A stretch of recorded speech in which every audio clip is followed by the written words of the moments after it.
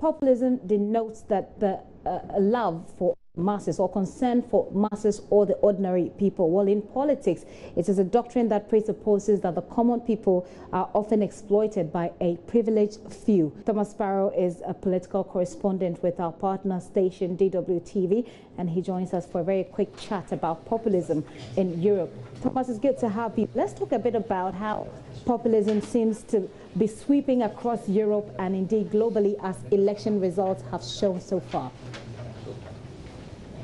Well, I wouldn't use the word sweeping as such. It is clear that populist groups in Europe have made their mark, that they become more influential, that they're a challenge for traditional parties here in Europe. But you also have to see national differences in Europe. It is clear, for example, that Brexit has been very important. Politicians there in favor of Brexit used a populist agenda. It is also clear, for example, that the election of Donald Trump in the United States influenced political parties here as well. But you had, for example, the recent election in the Netherlands, and you had the recent elections in Austria, the presidential elections there, where populist parties were not as successful as the mainstream parties, if you will, as parties that were more pro-European. So you have to see the differences in the region and not just believe that that populism is sweeping across the continent. Okay, well, having said that, let's take a look at how this it's still established that there is some sort of rising populism. So how would you say it has impacted the French elections, and how is it likely to impact the elections in Germany? Well, it has clearly impacted the French elections. We can see that when we see, for example, the results that Mrs. Le Pen had in the first round. We see that also, for example, in the way traditional parties performed. They are having a very bad time. In fact, both candidates for the second round are unconventional candidates, if you will.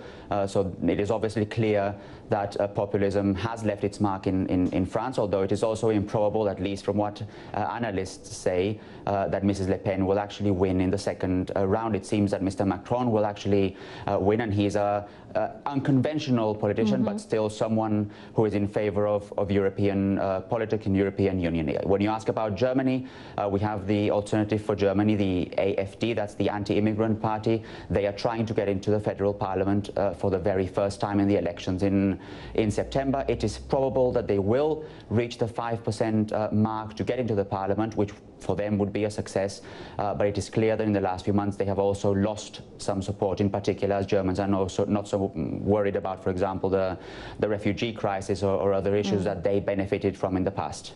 And so is that the reason why they're losing the support, you say? Because one would have said that perhaps this party largely reflected the psyche of the German public, which is why they got all of the supports that they had. So if you say they're losing the...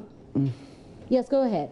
I wouldn't say they reflect or they represent the psyche of the German people. It is clear, for example, that they have tapped into certain fears that Germans may have when they first started back in 2013. Those fears refer to the euro, for example, or the way that the German government and other European governments handled, for example, the situation in Greece. And then obviously their popularity increased a lot, and they managed to get some very important results at a regional level when Germany was facing the refugee crisis.